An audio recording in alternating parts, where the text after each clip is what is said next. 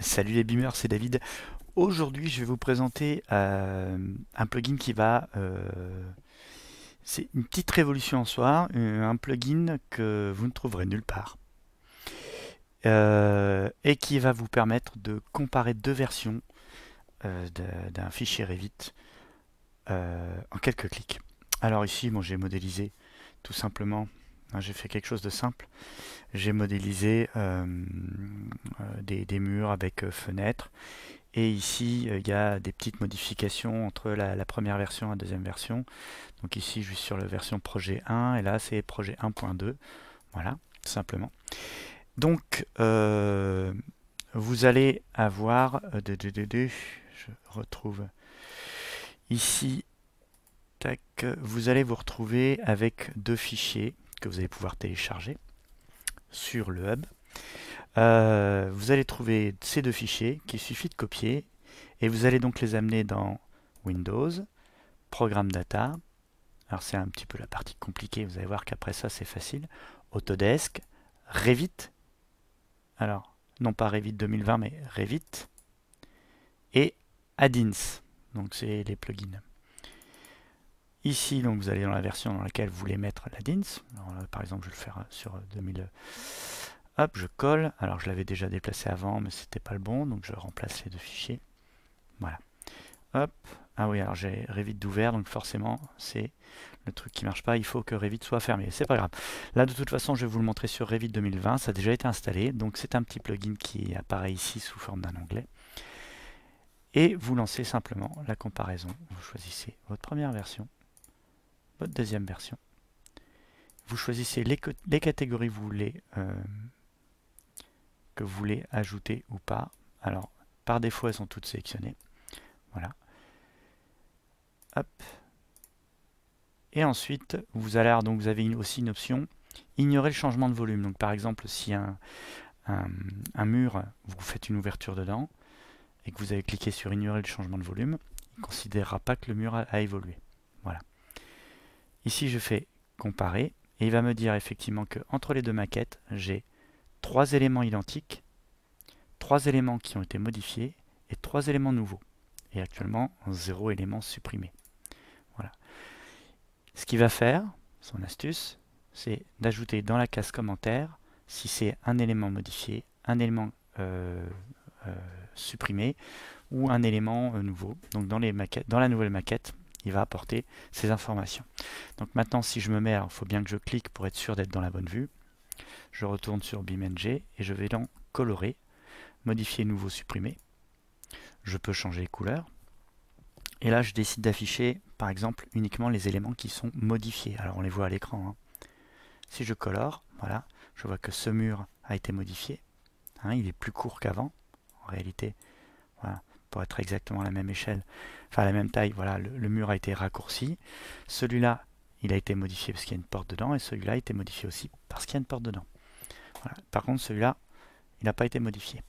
Ensuite, dans les couleurs, je peux également afficher les éléments nouveaux.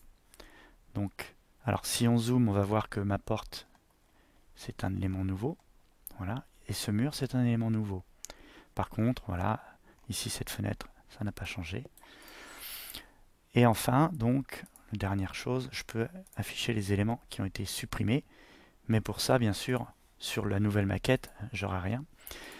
Par contre, si ici, je supprime effectivement, par exemple, cette fenêtre, hop, et qu'est-ce que je peux supprimer l'autre? Allez, tiens, je vais supprimer un mur. Voilà. Alors, j'enregistre, bien sûr, le fichier.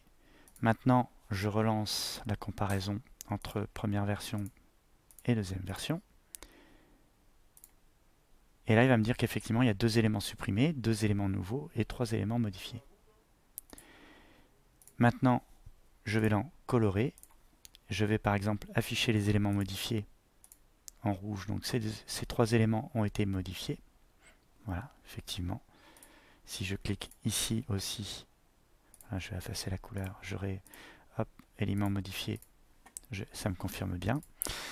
Par contre, là, bien sûr, je ne vais pas pouvoir afficher les éléments qui sont nouveaux dans cette vue, puisque c'est la vue, la phase antérieure. Par contre, je vais pouvoir afficher ce qui a été depuis supprimé. colorer, et donc il me montre bien la fenêtre ici, elle a été supprimée, et le mur ici, il a été supprimé. Voilà.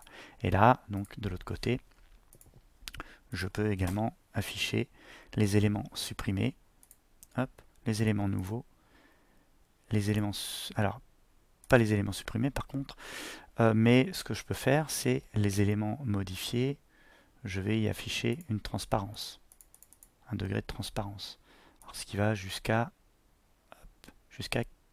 100, donc, enfin jusqu'à 99, pardon. Donc on va dire transparence, je vais mettre à 50, appliquer, colorer. Voilà, donc là ici on voit effectivement, et on peut effectivement avoir la même chose en vue 3D. Donc ici je me mets sur des vues 3D, voilà, et si je colore ici, éléments modifiés, éléments supprimés, hop, ici colorer, éléments nouveaux, éléments modifiés, hop, voilà. Alors, il y a aussi des choses qui peuvent ne pas avoir changé. Hop, je vire l'épaisseur des traits. Et donc, quand quelque chose n'a pas changé, je peux aussi décider que ce qui est identique est grisé. Alors, simplement en cliquant dessus, je l'ai grisé. Donc, ça veut dire que si j'avais... Alors, évidemment, j'ai peu de choses qui n'ont pas changé, mais si j'avais beaucoup de choses qui n'avaient pas changé, ça apparaîtrait par transparence. Voilà, je les verrai moins. Voilà.